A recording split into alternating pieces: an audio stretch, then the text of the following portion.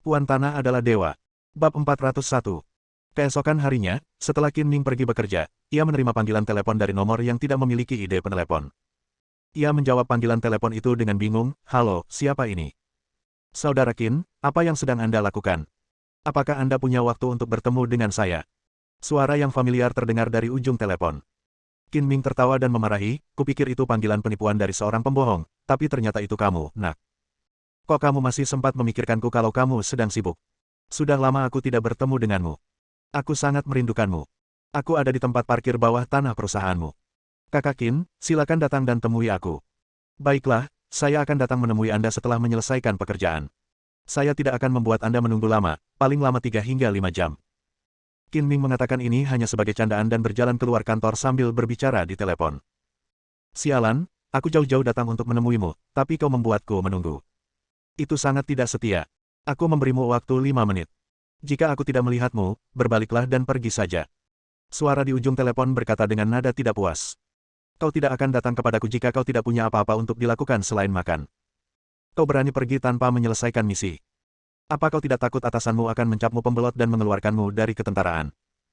Kau tahu aku punya misi, tapi kau masih membiarkanku menunggu. Kakak, aku datang ke kota Donghai untuk membantumu. Kalau kau tidak menghargainya, lupakan saja." "Tentu saja saya menghargainya. Kami sedang berusaha mempercepat prosesnya. Beri saya waktu 1 atau 2 jam. Saya beri Anda waktu 2 menit. Kalau Anda tidak muncul di tempat parkir, saya akan segera pergi. Saya sama sekali tidak bermaksud menakut-nakuti Anda." Setelah mengatakan itu, orang di ujung telepon menutup telepon. Qin Ming dengan senang hati menaiki lift ke tempat parkir bawah tanah, melihat sekeliling, dan langsung berlari ke mobil hitam. Saat dia mendekat, pintu belakang terbuka. Qin Ming membungkuk dan masuk.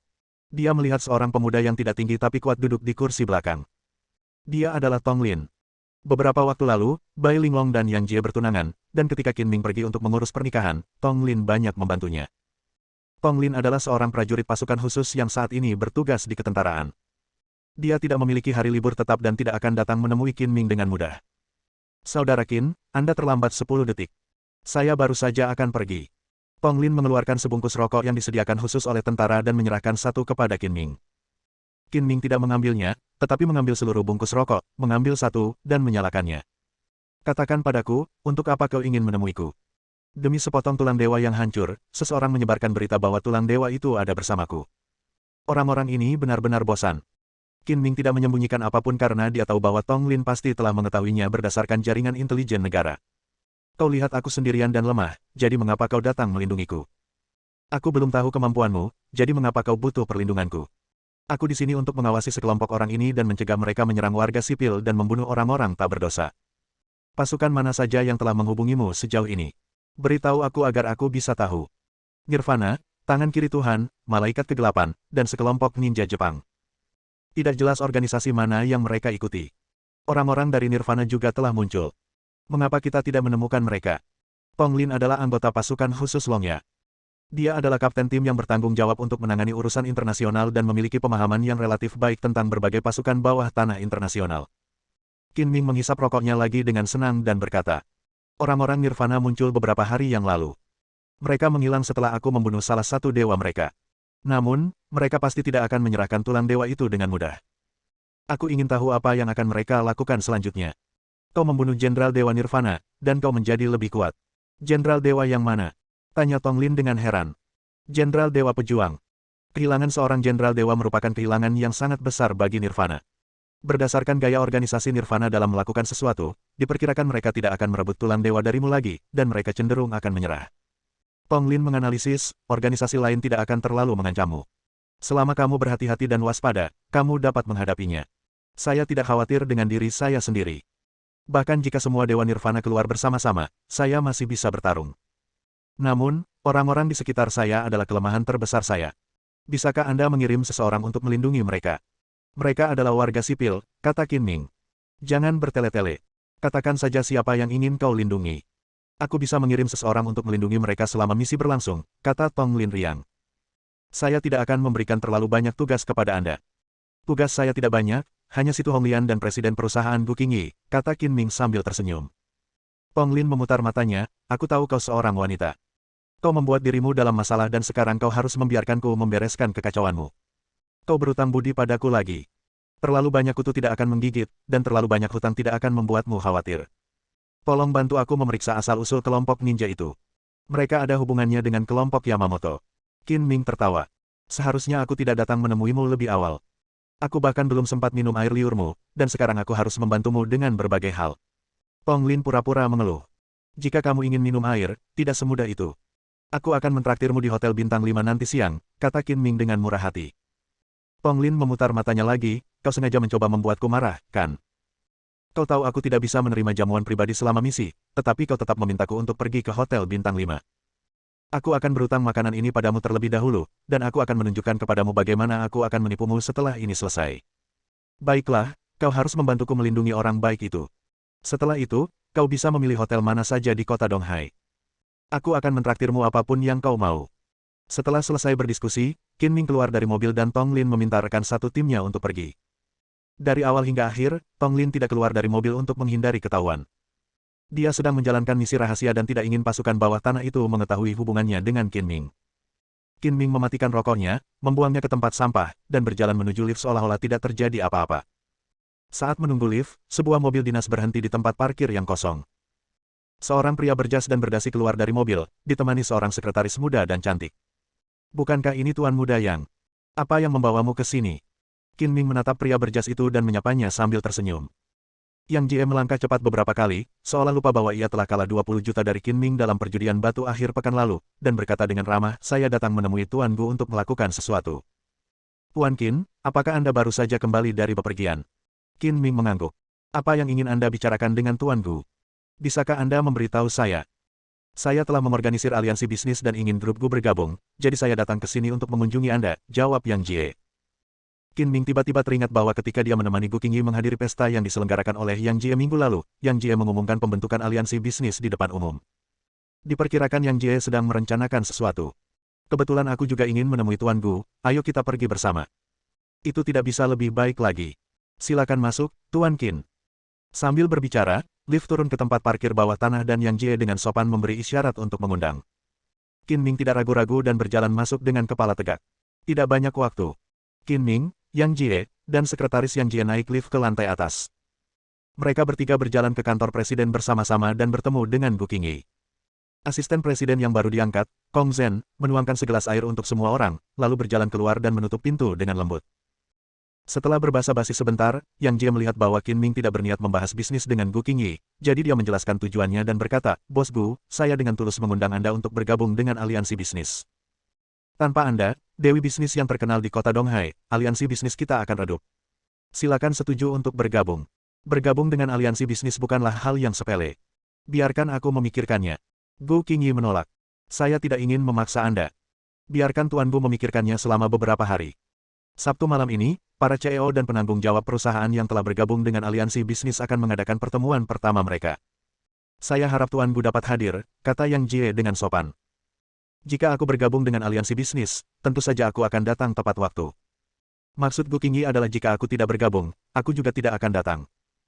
Tujuan saya dalam menyelenggarakan aliansi bisnis adalah untuk mencapai keuntungan bersama dan bekerja sama untuk mencapai tujuan besar. Yang ada hanyalah keuntungan dan tidak ada kerugian. Saya telah menyatukan keluarga Hou dan keluarga Wu untuk bersama-sama mengembangkan proyek OLED. Jika Tuan Gu tertarik, saya juga ingin meminta grup Gu untuk bergabung dan bekerja sama. Saya khawatir Anda kecewa. Saya telah mencapai kesepakatan kerjasama dengan Soton Prancis terkait pengembangan proyek OLED. Saya juga berencana untuk memisahkan perusahaan dan mendaftarkannya secara independen. Saya tidak dapat lagi bekerja sama dengan perusahaan lain, Gu Qingyi meminta maaf. Yang Jie berkata dengan penuh penyesalan, saya baru saja mengambil alih perusahaan yang didirikan oleh keluarga yang di kota Donghai belum lama ini. Jika lebih awal, akan lebih baik. Saya telah kehilangan kesempatan besar untuk bekerja sama dengan Tuan Gu dengan sia-sia. Qin Ming mendengarkan percakapan antara Yang Jie dan Gu Qingyi. Dia tidak terlalu tertarik dengan masalah bisnis ini dan tidak menyela pembicaraan. Dia hanya bersikap sebagai pendengar yang tenang. Setengah jam kemudian, Yang Jie menyelesaikan pembicaraannya dan berdiri untuk pergi. Tujuan Yang Jie datang ke sini kali ini bukan hanya untuk mengajakmu bergabung dengan aliansi bisnis, kan? Aku tidak mengerti apa yang sedang dia lakukan. Tanya Qin Ming setelah Yang Jie pergi. Menurut Gu Qingyi, Qin Ming mulai tertarik dengan jalannya perusahaan, dan itu adalah hal yang baik. Tanpa dia sadari, Qin Ming mengikuti Yang Jie karena dia merasa Yang Jie punya niat buruk. Dia tersenyum dan berkata, grup Gu sedang mengembangkan proyek OLED dengan penuh semangat, dan Yang Jie juga telah bekerja sama dengan dua perusahaan untuk mengembangkannya. Tidakkah menurutmu dia tampaknya sengaja bersaing dengan grup Gu? Aku bilang orang ini punya niat jahat. Ternyata dia hanya ingin menunjukkan kepadamu. Qin Ming tiba-tiba menyadari. Dia telah bekerja sama dengan keluarga Hou dan keluarga Wu dan membentuk aliansi bisnis. Dia memiliki ambisi yang besar. Dan kabarnya dia sering berhubungan dengan Han Hongzhi akhir-akhir ini. Saya selalu merasa bahwa segala sesuatunya tidak sesederhana itu. Gu Qingyi berkata perlahan. Yang Jie dan Han Hongzhi sedang berpacaran. Qin Ming memikirkannya dan berkata sambil tersenyum nakal, kamu mungkin tidak mengenal Yang Jie. Sebelumnya, dia adalah seorang playboy sejati. Terlalu tidak normal baginya untuk tiba-tiba berubah dan begitu peduli dengan masalah bisnis. Setelah jeda beberapa detik, Qin Ming melanjutkan, saya kira Han Hongzhi ada di belakangnya dan memberinya nasihat, tetapi saya tidak tahu bagaimana Han Hongzhi membujuknya. Han Hongzhi telah berulang kali menargetkan grup Gu, jadi kita harus waspada. Gu Qingyi mengangguk dan memuji, kamu benar, aku juga berpikir begitu. Aku penasaran apa yang sedang direncanakan Han Hongzhi. Bab 402. Waktu berlalu, hari demi hari berlalu, dan setelah pulang kerja, karyawan perusahaan pun pulang satu persatu. Sampai jumpa besok. Su Xiaoyue dan Liu Wenjing keluar dari gedung kantor bersama dan mengucapkan selamat tinggal satu sama lain. Liu Wenjing langsung menuju halte bus, sementara Su Xiaoyue berjalan maju. Biasanya, Su Xiaoyue akan naik bus bersama Liu Wenjing, tetapi hari ini merupakan pengecualian. Saat hampir tiba waktunya pulang kerja, Su Xiaoyue menerima telepon dari ayahnya Su Hegui, yang memintanya untuk membantu mengambil sesuatu dari suatu tempat dekat Gu Group. Tempat yang disebutkan Su Hegui tidak jauh dari grup Gu. Su Xiaoyue berjalan kaki ke sana. Ketika dia berjalan ke jalan yang relatif sepi, tiba-tiba sebuah mobil van melaju kencang dan berhenti di pinggir jalan. Pintu mobil terbuka dan dua pria melompat keluar dengan cepat. Salah satu dari mereka memeluk Su Xiaoyue dengan erat, dan yang lainnya menutupi mulut dan hidungnya dengan sapu tangan. Kau, Su Xiaoyue mencium bau aneh saat mulut dan hidungnya ditutup. Ia ingin melawan dengan keras, tetapi tubuhnya mulai kehilangan kendali. Ia semakin tidak melawan, dan setelah beberapa detik, ia pingsan dan kehilangan kesadaran. Pada saat yang sama, Qin Ming mengantar Ning Jingchu ke restoran Sichuan yang dibuka oleh Ibu Ning. Saat makan malam tadi malam, Qin Ming mengusir para preman yang datang untuk membuat masalah di restoran. Ning Jingchu merasa bersyukur, jadi dia berinisiatif untuk mengundang Qin Ming makan di restoran Sichuan miliknya lagi. Dalam perjalanan, Qin Ming mengetahui bahwa para penjahat itu sering pergi ke restoran untuk membuat masalah setiap bulan. Mereka menaruh bulu lalat di makanan, atau merusak barang dan memeras uang dengan sengaja. Jika mereka tidak memberi uang, mereka akan membuat masalah setiap hari. Sekalipun polisi dipanggil, mereka mempunyai alasan untuk menghadapinya, sehingga mustahil bagi polisi untuk melakukan apapun terhadap mereka. Setelah semua ini, Ibu Ning tidak punya pilihan selain menelan amarahnya. Dia tidak bisa membiarkan beberapa penjahat memengaruhi bisnisnya, jadi dia memberi mereka 3 hingga 5.000 yuan setiap bulan sebagai cara untuk menghindari bencana. Pada titik ini, Ning Jingchu mendesah sedih. Jika aku tidak mengalaminya tadi malam, aku tidak akan tahu tentang hal itu. Ibu menyembunyikannya dariku. Ini sangat sulit baginya. Aku benar-benar ingin memberi pelajaran kepada para perusuh itu, tetapi sayangnya aku seorang wanita dan aku tidak memiliki kemampuan itu. Jika aku memiliki seorang pria di keluargaku, aku tidak akan mengalami perundungan seperti itu. Qin Ming mendengar makna tersembunyi dalam kata-kata Ning Jingchu dan bertanya, di mana ayahmu? Orang tuaku sudah lama bercerai. Ayahku tinggal di provinsi lain. Selain memberi kami uang saku setiap tahun, dia tidak peduli dengan kehidupanku dan ibuku. Aku hanya berpura-pura tidak punya ayah seperti ini. Ketika Ning Jingchu menyebut ayahnya, kesedihan dan kemarahan muncul di wajahnya. Meskipun ayahmu tidak kompeten, kamu masih memiliki kasih sayang dan perhatian dari ibumu. Berbahagialah. Orang tuaku meninggal saat aku masih kecil dan aku tumbuh sendirian. Sebagai perbandingan, kamu jauh lebih bahagia daripada aku. Qin Ming tidak dapat menahan diri untuk tidak menceritakan pengalamannya sendiri kepada Ning Jingchu untuk menghiburnya. Tidak apa-apa. Sudah bertahun-tahun berlalu, aku sudah terbiasa. Qin Ming tersenyum acuh tak acuh, seolah-olah dia sudah melupakannya. Kau menghajar semua penjahat tadi malam. Memikirkannya saja membuatku merasa lega. Bagaimana mungkin kau begitu ahli? Apa kau sudah belajar kungfu? Ning Jingchu mengalihkan pembicaraan. Setelah orang tuaku meninggal, seorang lelaki tua mengadopsiku.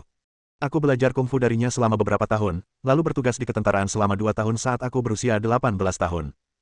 Aku tidak menyombongkan diri, tapi aku bisa melawan 8 atau 10 orang dengan satu tangan. Keduanya mengobrol sepanjang jalan, dan sekitar 40 menit kemudian, mereka tiba di restoran Sichuan. Hampir pada saat yang sama, Liu Wenjing juga turun dari bus. Berjalan menyusuri gang-gang remang-remang pemukiman warga menuju rumah.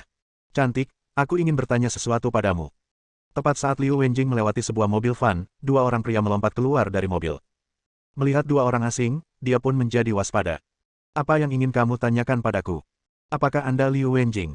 Salah satu dari mereka bertanya dengan ekspresi tidak ramah. Ya, apakah ada yang ingin kau bicarakan padaku?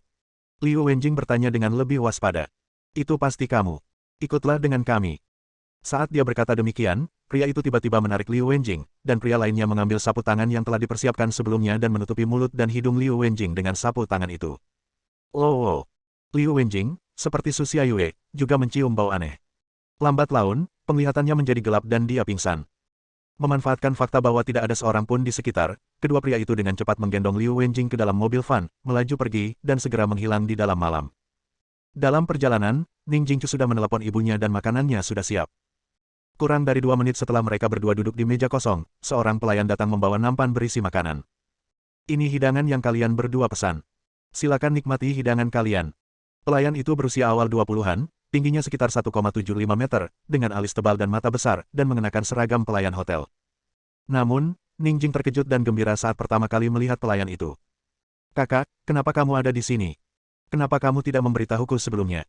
Kakak, aku datang ke sini untuk memberimu kejutan. Aku berpakaian seperti pelayan, tetapi kamu masih mengenaliku. Aku tidak akan bersusah payah seperti ini jika aku tahu. Adik laki-laki Ning Jingchu berkata dengan nada bercanda, sambil melepaskan seragam pelayannya saat berbicara. Ibu Ning Jingchu melahirkan 2 orang anak. Adik laki-lakinya bernama Ning Jingmo. Ketika orang tuanya bercerai, hak asuh adik laki-lakinya diberikan kepada ayahnya. Namun, Ning Jingmo akan tinggal bersama ibunya selama beberapa waktu setiap tahun. Kemarilah dan duduklah. Terlihat bahwa Ning Jingchu memiliki hubungan yang sangat baik dengan adik laki-lakinya. Ia dengan senang hati menarik Ning Jingmo untuk duduk di sebelahnya dan menatapnya dari atas hingga bawah. Sudah lebih dari setengah tahun aku tidak bertemu denganmu.